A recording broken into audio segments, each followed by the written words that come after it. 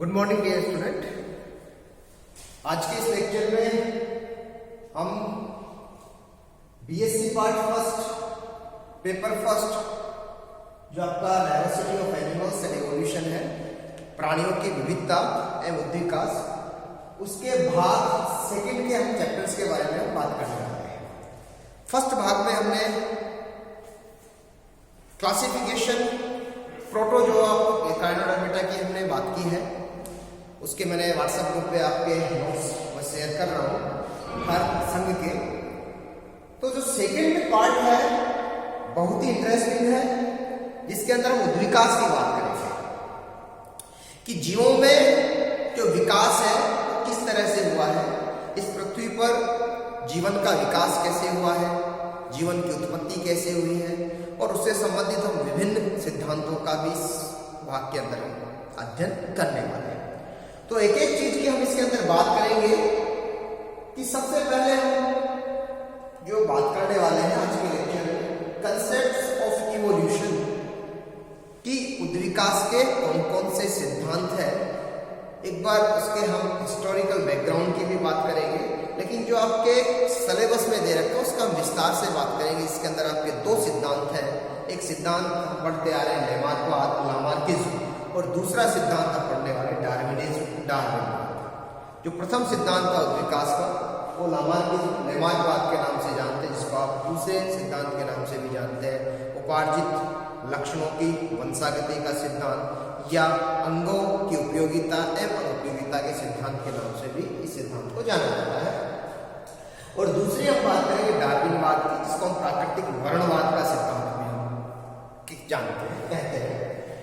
इसके नेक्स्ट हम बात करेंगे सामाजिक डार्विनिज्म में इसके सिद्धांत के क्या क्या मेन कॉन्सेप्ट्स हैं, फिर इनकी हम प्रायोगिक इनका समर्थन किन किन वैज्ञानिकों के द्वारा किया गया, इन सिद्धांतों की क्या क्या आलोचना थी, क्या नवलामार्कवाद था, क्या नवडार्विनवाद थे, ये सभी हम इसके अंदर बात करने वाले हैं। नेक्स्ट इसके बाद हम बात करेंगे कि इस उद्विकास का आनुवंशिक आधार क्या है। उद्विकास का जेनेटिक बेसिस की हम बात करेंगे, उसके अंदर हम बात करने वाले नेचुरल सिलेक्शन की हम बात करेंगे, प्राकृतिक वर्ण की हम बात करेंगे, तो प्राकृतिक वर्ण चीज क्या है, उसके डिफरेंट टाइप्स की हम बात करेंगे कि दिशात्मक वर्ण क्या होता है, विचलित वर्ण क्या होता है ना, स्थायीकारी वर्ण क्या होता है, ये हम इसके अंदर बात करने वाले हैं। और इसी के साथ में हम बात करेंगे हार्डी विनबर्ग्स नियम की हम बात करेंगे, ठीक है। तो ये हम बात करेंगे आपके नेक्स्ट चैप्टर में। तीसरा जो चैप्टर दे रखा है इसमें जाति उद्भवन स्पेशिएशन की हम बात करेंगे, और स्पेशिएशन में हम बात करने वाले एरोमेट्रिक स्पेशिएशन क्या होता है, भिन्न देशीय जाति उद्भवन, सिम्पेट्रिक एक देशीय जाति उद्भवन, पैरापेट्रिक स्पेशिएशन, ये किस तरह से आपके होते हैं कि जो नई जातियों का निर्माण होता है, नई जातियों के निर्माण में कौन कौन से कारक आपके महत्वपूर्ण होते हैं, नई जाति की उत्पत्ति किस प्रकार होती है, ये हम बात करेंगे आपके स्पेशिएशन वाले चैप्टर में हम बात करेंगे। नेक्स्ट हम बात करेंगे आपके वेरिएशन, विभिन्नताएं, कि विभिन्नताओं की उत्पत्ति कैसे होती है। और विभिन्नताओं की उत्पत्ति में हम कहेंगे कि कुछ जो विभिन्नताएं हैं वो कंटिन्यूअस होती है, हर जनरेशन के अंदर होती है, और कुछ जो वेरिएशंस होती है वो डिसकंटिन्यूअस होती है, अकस्मात ही जनसंख्या के अंदर उत्पन्न हो जाती है। तो हम सतत विभिन्नताएं, और ये सतत विभिन्नताएं हम किसके कारण होती है, आपके अर्धसूत्री विभाजन में जो आपके जीन विनिमय की परिघटना होती है उसके कारण होती है, और असतत विभिन्नताएं आपकी परिवर्तन के कारण होती है। तो सभी हम इसके अंदर बात करने वाले हैं कि काय की विभिन्नताएं क्या होती है, जरने की विभिन्नताएं क्या होती है, इन विभिन्नताओं की उत्पत्ति का स्रोत क्या होता है। तो ये सभी हम इसके अंदर हम बात करने वाले हैं कि विभिन्नताओं में हम और आगे बात करेंगे कि गुणसूत्रों की संख्या में, जीन्स की संख्या में परिवर्तन से विभिन्नताएं उत्पन्न हो सकती है।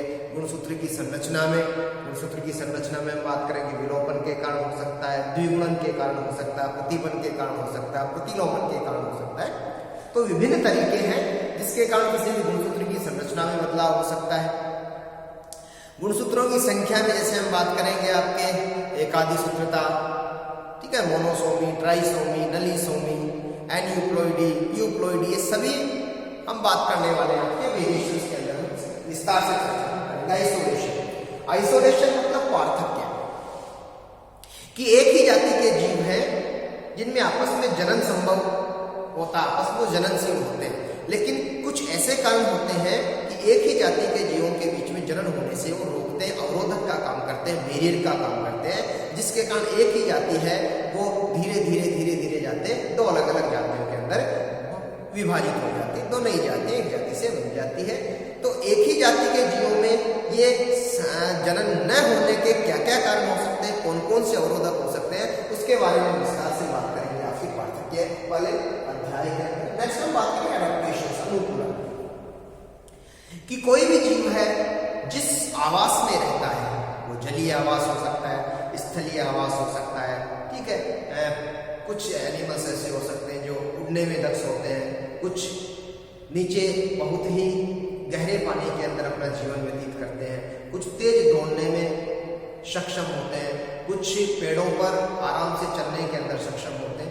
तो विभिन्न प्रकार के जो जंतुओं का आवास, उस आवास के अनुसार उनके शरीर में, उनके व्यवहार में, उनकी कार्यकी में कुछ ऐसे परिवर्तन हो जाते हैं जिसकी वजह से उस आवास में आराम से जीवित रह सकते हैं।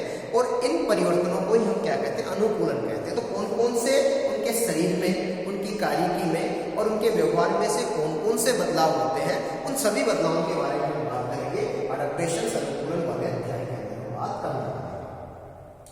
नेक्स्ट हम बात करेंगे फोसिल्स की, जीवाश्मों की हम बात करेंगे।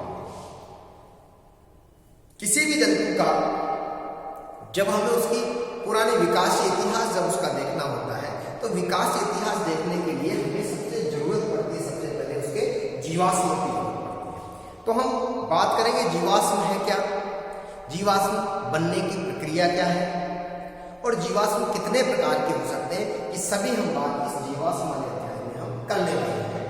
Next, geological distribution of earth, पृथ्वी का भूवैज्ञानिक जो वितरण है, तो उसको हम कहें भूवैज्ञानिक समय सारणी, जियोलॉजिकल टाइम स्केल की हम इसमें बात करने वाले हैं कि पृथ्वी पर कितने एरा ऐसे हो जिसके अंदर हम बात करेंगे गेजोइक, Archaeozoic, Proterozoic, Palaeozoic, Mesozoic, Cenozoic era. फिर इसके पीरियड्स की हम बात करेंगे कि एरा को कितने पीरियड्स में बांटते हैं।